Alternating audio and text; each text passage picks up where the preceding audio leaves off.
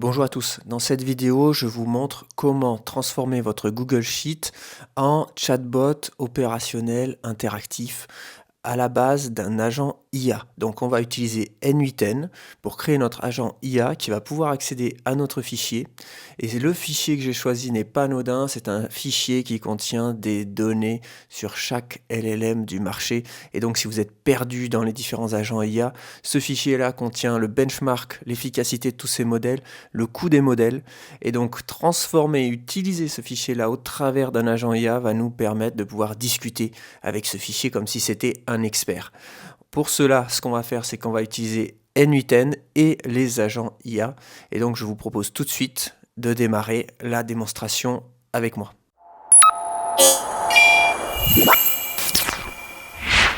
Ce que je vous propose, c'est donc de créer un agent IA sur N8N. Donc, l'agent va apparaître comme ceci exactement à l'écran.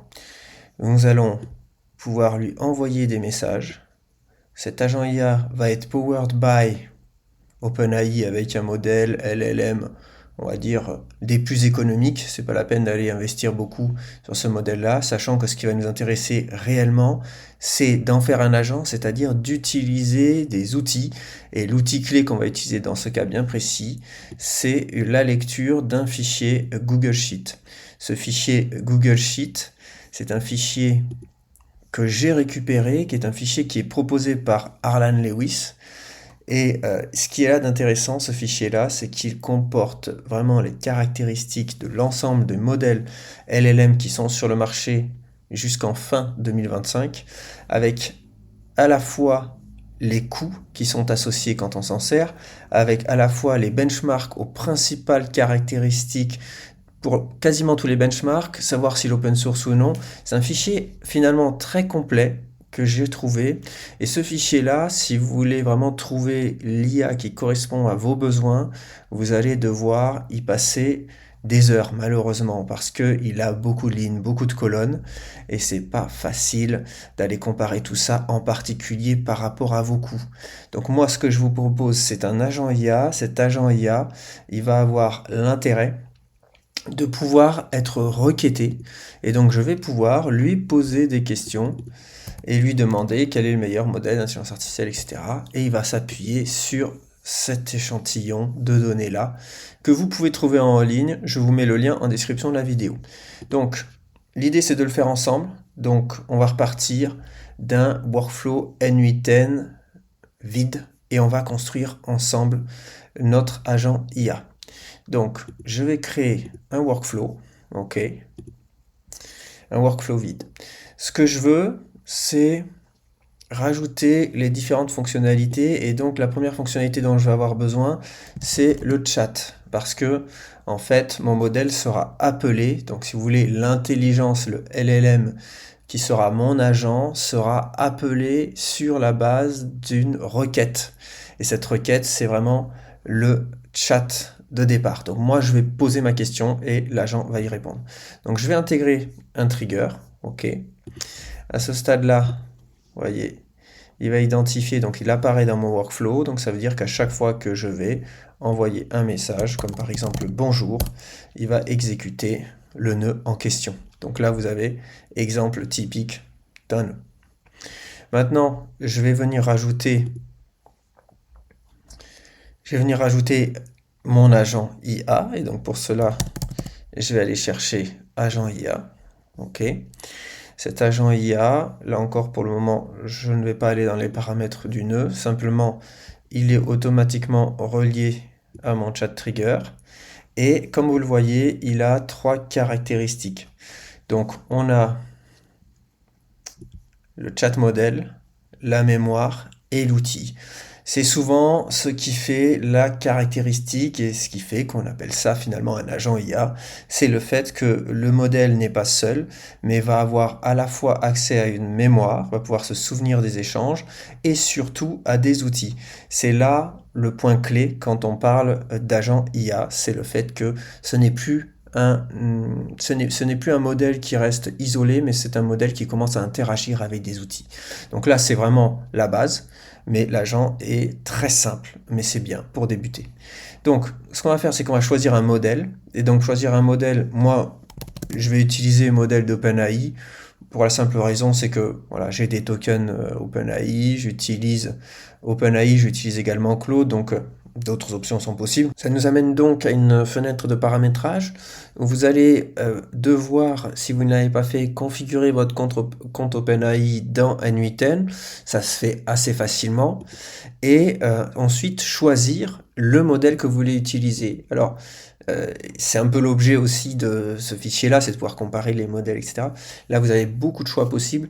Moi, je vous recommande d'utiliser le 4.1 mini parce que pour ce type de tâche, on n'a pas besoin d'un modèle ultra performant ni d'un modèle ultra récent.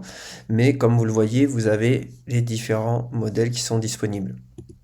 Là encore, les coûts associés en termes d'accès à l'API va varier en fonction du modèle que vous utilisez.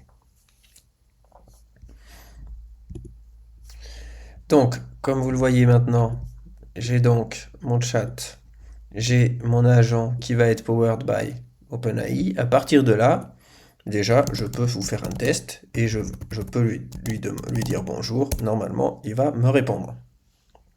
Alors, il me répond, comment puis-je vous aider? À ce stade-là, il n'a pas accès à l'outil et il n'a pas accès aux mémoires. Donc maintenant, on va rajouter outils et mémoire. Donc, en ce qui concerne la mémoire, on va utiliser le plus simple, c'est-à-dire la mémoire gérée directement par n8n. On a simplement à lui dire quel est le context window, c'est-à-dire de combien d'interactions passées il peut se souvenir. Et là, je vais mettre 10 tout simplement. Ça va suffire pour moi. Donc, il a une mémoire basique. Et on va lui rajouter son outil, et c'est ça qui est intéressant, puisque c'est là où ça devient vraiment un agent. Et dans les outils qu'on va utiliser, moi je vais utiliser Google Sheet. Et le Google Sheet Tool,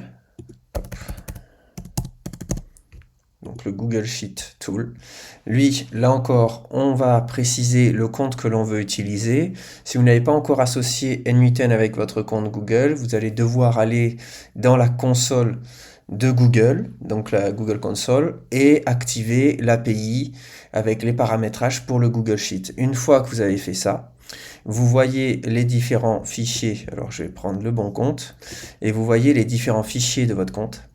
Et donc moi j'ai fait une copie du fichier donc des LLM Capability Cost et c'est ce fichier là que je vais utiliser et je vais pouvoir également lui dire quel est l'onglet que je vais utiliser. Je vais utiliser l'onglet LLM Models. Donc là on est vraiment en train de lui dire que je vais utiliser les données qui sont précisément ici là sur cette feuille. Ce sont toutes ces données que je vais pouvoir utiliser et sur lesquelles l'agent va se connecter et donc je vais pouvoir requêter le fichier directement au travers du chat. Donc une fois que c'est fait, je sauvegarde et à partir de là, j'ai déjà un chat fonctionnel et je vais pouvoir lui demander.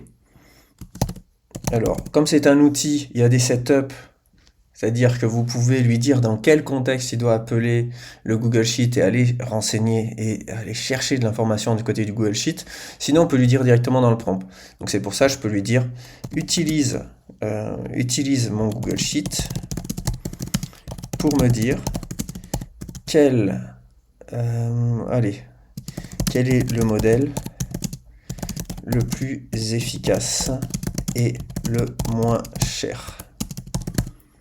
Et donc là, il va, comme vous le voyez ici maintenant, c'est en train de tourner. L'agent IA fait appel au modèle.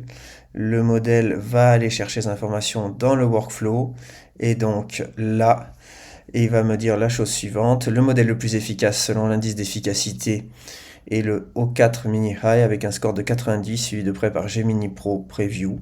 Pour le modèle le moins cher, il faut regarder le metric cost 1 million token, donc qui est évidemment dans le fichier, mais qui aurait été beaucoup plus long à accéder. Et là, il va me dire que l'un des modèles moins chers, c'est le GMA 3 avec 4 millions de paramètres, avec un coût très faible. Et on peut évidemment continuer à interagir avec. On a une première manière de voir l'étendue de la capacité d'un agent IA. Je vais dire combien y a-t-il de modèles dans le Google Sheet. Et donc on va pouvoir voir quelle est la quantité de modèles qui a été prise en compte dans le Google Sheet. Et donc là, il va me dire il y a 137 modèles qui sont comparés. Et donc, on va pouvoir identifier les meilleurs modèles, échanger, poser des questions un peu plus précises, identifier finalement quel est le modèle qui correspond le mieux avec vos besoins. C'est surtout ça qui va compter. C'est ça le plus important pour moi. Maintenant qu'on a ceci, ce qu'on peut faire, c'est le rendre accessible. Et donc, ce chat, ici, vous avez quelques petits paramétrages, mais on peut le rendre publicly accessible. Et à partir de là, soit je l'embarque dans une page web, soit simplement en hosted. Donc là, je vais le laisser en hosted juste pour la démonstration, mais simplement pour dire que à partir de là, je peux rajouter des conditions d'authentification et surtout, je peux le personnaliser. Donc, je peux faire en sorte que quand il démarre pour la première fois, il me dise bonjour. Il va me dire je suis un expert en LLM. En quoi puis-je vous aider? Et donc c'est cela qui va s'afficher. Là, pour le moment, tout ça c'est bon. Je peux sauvegarder. Et je peux donc publier mon workflow. Il est publié. À partir de là, j'ai donc l'URL publique du chat et je peux interagir avec mon agent qui me dit bonjour, je suis expert LLM, en quoi puis-je vous aider? Et je vais lui dire quel est, d'après le Google Sheet, le LLM le plus rentable à ce jour. Donne-moi un top 5. Donc là, il me dit, voilà, les valeurs les plus rentables selon l'indice. Alors, il me dit qu'il a trouvé le Efficiency Index. Donc, il va s'appuyer sur ce Efficiency Index. Là, il me donne ces scores-là. Donc là, je vais lui demander quel est le modèle le moins cher parmi ta sélection. Et là, il va pouvoir me répondre. Et il va me dire, OK, parmi ceux que j'ai sélectionnés comme étant les plus efficaces, vous avez la comparaison des tarifs. Le fichier ne contient pas les tout derniers modèles sortis, mais évidemment, dès que le fichier est mis à jour, vous pouvez aussi mettre à jour votre agent IA et interagir, dire vraiment quel est votre cas d'usage à vous, expliquer la situation dans laquelle vous êtes pour pouvoir trouver le modèle qui correspond le mieux. Et ce déroulement-là, vous pouvez le reproduire, quel que soit finalement le fichier en question, vos données en question. Donc ce workflow est vraiment très très simple. Comme vous le voyez, on utilise quelque chose de ultra simpliste avec un seul outil, mais bien évidemment, l'étendue des capacités d'N8N est bien plus forte. Je vous ferai d'autres vidéos là-dessus. J'espère que vous avez apprécié cette démonstration. Toutes les ressources sont disponibles en lien de la vidéo. Et si vous voulez en découvrir plus, j'ai fait également une vidéo démo pour automatiser votre veille scientifique avec l'aide, là encore, de N8N. Donc n'hésitez pas à vous inscrire à la chaîne et à laisser un commentaire. Allez, moi je vous dis à très vite pour une prochaine vidéo de Docker Meta. Bye bye.